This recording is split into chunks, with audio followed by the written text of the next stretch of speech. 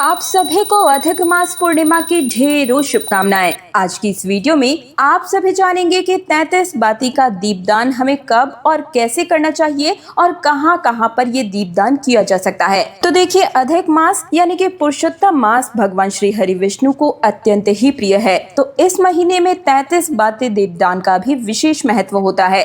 ये दीपदान हमें कब करना है, कैसे करना है और कौन सा दिया कहां पर रखना है, संपूर्ण जानकारी, किस विधि से इस दीपक को बनाना चाहिए, किस तरह से जलाना चाहिए, जलाते समय कौन सा मंत्र बोलना चाहिए, संपूर्ण जानकारी आज की इस वीडियो में मैं आप सभी के साथ शेयर करने जा रही हूं। तो देखिए, अगर आप चाहें तो पूरे अधिक मास में हर रोज एक एक बाती का दीपदान आप कर सकते हैं। पूरे महीने लगातार आप इस दीपक को जला सकते हैं, या आप चाहें तो एक ही बार में 33 बातें इस प्रकार से बनाकर एक दीपक में इकट्ठा भी से जला सकते हैं। तो देखिए, 33 बाती का दीपदान करने के लिए इस प्रकार से 33 बातियां हमें लेनी है। आप चाहे तो घर पर ही रुई से इस प्रकार से बाती बना सकते हैं, या मार्केट में बनी बनाई बातियां भी मिलती है, तो वो दीपक में आप बातियां भी लगा सकते हैं। फिर हमें एक दीपक लेना है।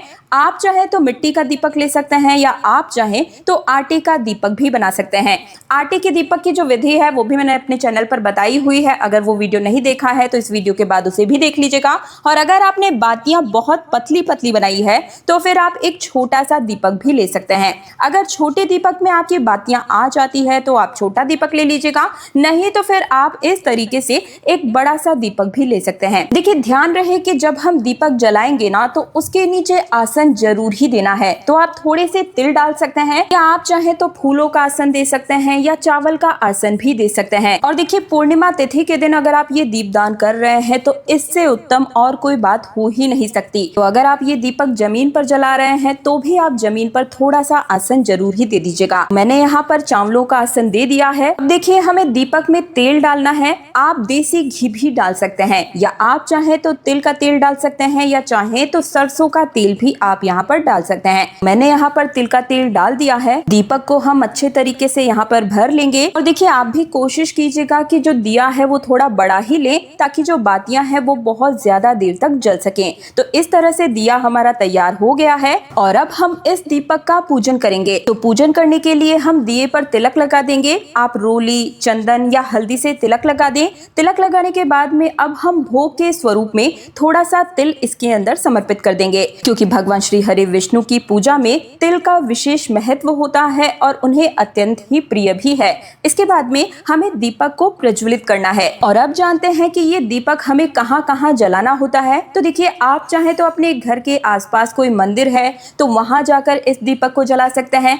आप चाहे तो अपने घर के मंदिर में भी 33 बाती का दीपदान कर सकते हैं, या आप चाहे तो अपने घर की मुख्य दहलीज पर भी ये दीपक जला सकते हैं, या आप चाहे तो तुलसी जी के सामने, जो कि भगवान श्री हरि विष्णु को अत्यंत ही प्रिय है, तुलसी जी के सामने भी आप ये दीपदान कर सकते हैं। इसके अलावा आप चाहे तो अपने घर में अगर शिवलिंग की स्थापना आपने की है तो वहां पर भी इस दीपदान को कर सकते हैं। घर में अगर भगवान श्री हरि विष्णु की फोटो या प्रतिमा है तो उनके सामने ये दीपदान कर सकते हैं, या आप चाहे तो किसी गौशाला में जाकर भी इस दीपदान को कर सकते हैं। और अगर आपने अपने घर में ही कामधेनु का इस प्रकार से कोई प्रतिमा या स्वरूप रखा हुआ है तो इनके सामने भी आप ये दीपदान कर सकते हैं।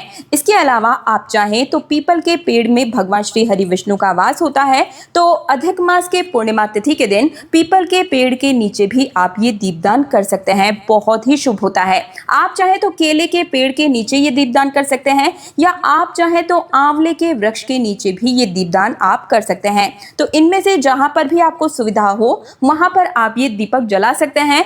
पूरी 33 बाती हमने जलानी होती है। और देखिए, जब आप दीपक जलाएंगे तो दीपक का जो मुख है वो आपको या तो पूर्व दिशा की तरफ रखना चाहिए, या फिर आप दीपक का जो मुख है वो उत्तर दिशा की तरफ भी रख सकते हैं। और अब जान लेते हैं कि ये दीपक हमें कब कब जलाना चाहिए। तो देखिए, अधिक मास में यानी कि पुरुषोत्तम मास में आप ये दीपक वैसे तो किसी भी दिन जला सकते हैं।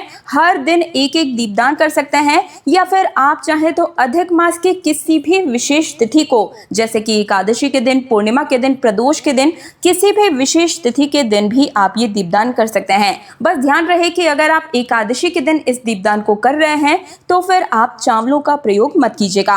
पूरे मलमास में आप किसी भी दिन इस दीपदान को कर सकते हैं। 33 बाती का दीपदान बड़ा ही शुभ होता है और 33 बाती का ये दीपदान आप चाहे तो सुबह सूर्य उदय होने से पहले आप ये दीपदान कर सकते हैं या फिर शाम के समय में सूर्यास्त होने के बाद भी ये दीपदान कर सकते हैं। यानी कि अंधेरे में ही ये दीपदान हमें करना चाहिए, क्योंकि दीपदान का महत्व अंधेरे में उजाला फैलाना ही होता है। तो देखिए, मल मास यानी कि अधिक मास में 33 बाती का ये दीपदान करना पूरे महीने की पूजा को सफल बना देता है, पूरे फल को प्राप्त करवाता है। इसलिए इस महीने में 33 के अंक का विशेष महत्व भी होता है। और दीपदान करते समय हमें मंत्र बोलना है, ओम नमो भगवते वासुदेवाय नमो नमः, या फिर आप चाहें तो ओम पुरुषोत्तमाय नमः या फिर राधे कृष्णाय नमः। इन मंत्र को बोलते हुए भी ये दीपदान कर सकते हैं। तो 33 बाती का ये दीपदान सरल पूजा विधि आप सभी को कैसी लगी कमेंट सेक्शन में मुझे जरूर ही बताइएगा। वीडियो पसंद आया है तो वीडियो को लाइक करके हमारे चैनल तीज त्योहार और धर्म को सब्सक्राइब जरूर कर दीजिएगा,